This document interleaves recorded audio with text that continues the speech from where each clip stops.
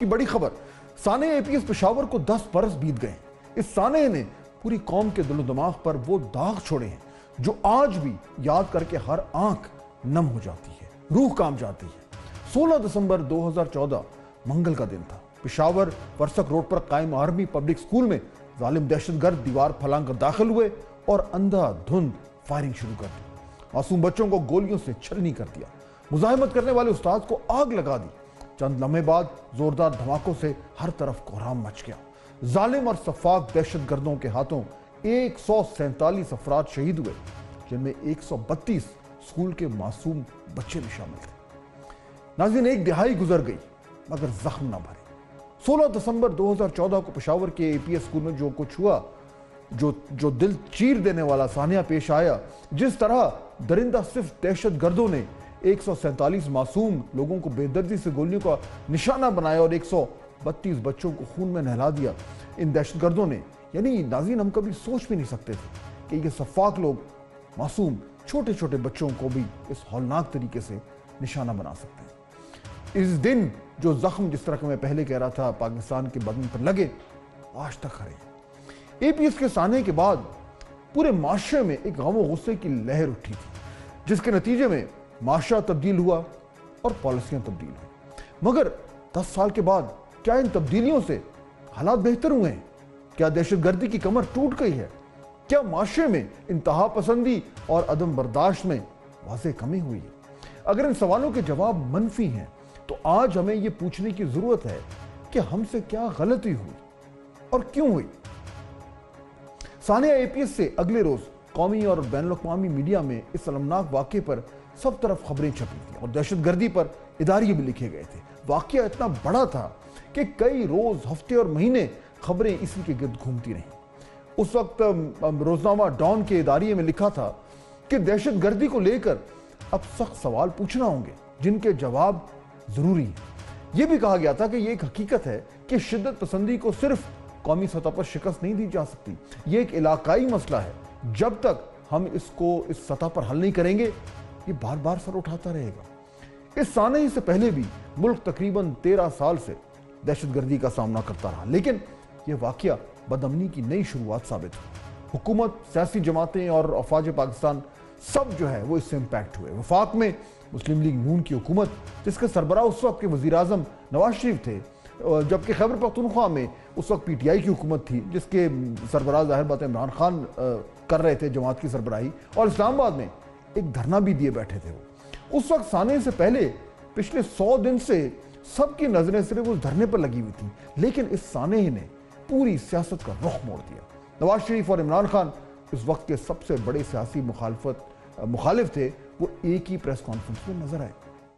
جب سب ایک پیج پر آ گئے تو طے پایا کہ دہشت گردی سے نمٹنے کے لیے ایک نیشنل ایکشن پلان بنایا جائے گا۔ آل پارٹیز کانفرنس منعقد کی گئی، دھرنا پیچھے رہ گیا۔ عمران خان بھی اس میں شامل ہوئے اور تمام سٹیک ہولڈرز نے 20 نکاتی نیشنل ایکشن پلان پر اتفاق کیا۔ 24 دسمبر کو پارلیمنٹ سے اس کو منظور کرا لیا گیا۔ اس نیشنل ایکشن پلان میں دہشت گردوں سے آنی ہاتھوں سے نمٹنے کا فیصلہ کیا گیا۔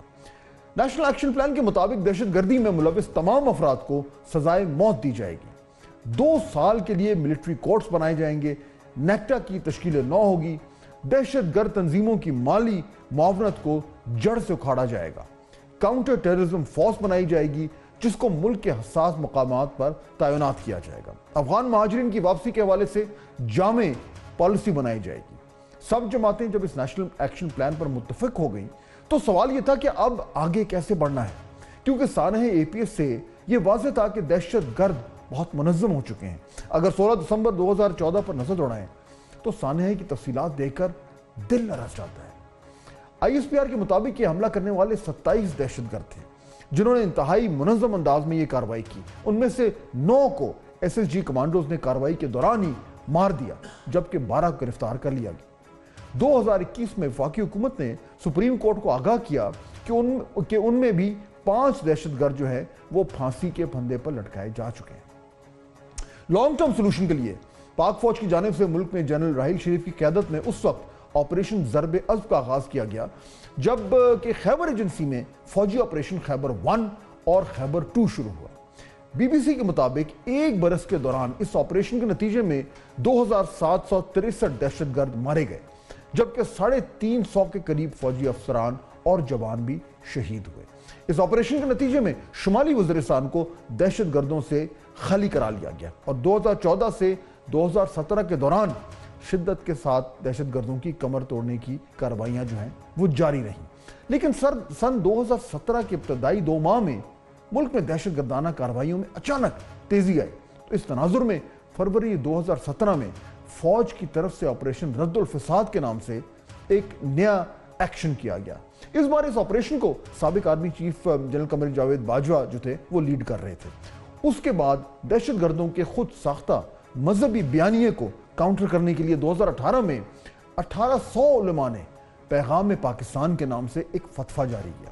فتوے میں ریاست پاکستان کے خلاف مسلح جد و جہد کو غیر شرعی اور حرام قرار دیا گیا۔ برسوں کی قربانیوں کا نتیجہ تھا کہ اکتوبر 2022 میں منی لانڈرنگ اور دہشت گردی کے لیے مالی معاونت پر نظر رکھنے والے عالمی ادارے فائنینشیل ایکشن ٹاسک فورس نے پاکستان کو اپنی گرے لسٹ سے نکال دیا، جبکہ آپریشن رد الفساد کے 5 سال مکمل ہونے پر ISPR نے بھی کہا کہ آپریشن کی کارروائیاں کامیابی سے جاری ہیں اور ملک نے غیر یقینی صورتحال سے جو ہے اب امن کی سفر جو ہے وہ طے کر لیا۔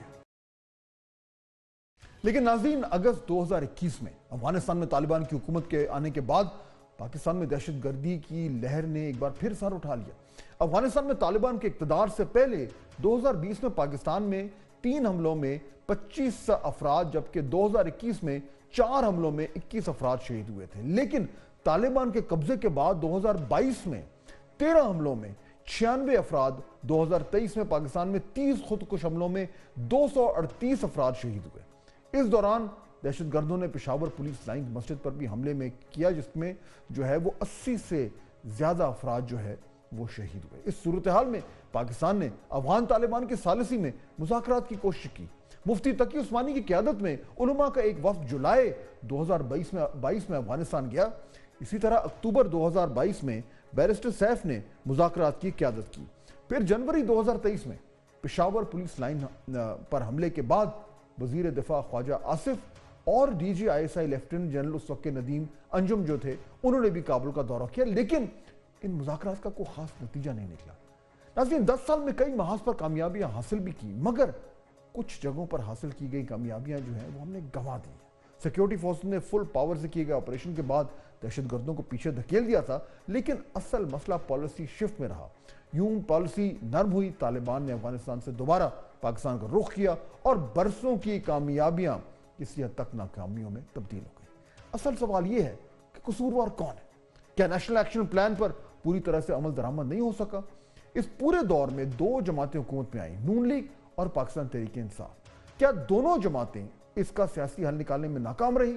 افغان حکومت پر بات ماننے کے لیے تیار نہیں، تو ایسے میں آئندہ کا لاہ عمل کیا ہونا چاہیے؟ کیونکہ اگر پاکستان میں دہشت گردی کو دوبارہ سر اٹھاتی ہے تو یہ بڑی بدقسمتی ہوگی اور ہمارا اجتماعی فیلئر ہوگا، کیونکہ اس کا کامیابی کو حاصل کرنے کے لیے ملک کو بہت زیادہ جانی اور مالی نقصان اٹھانا پڑا۔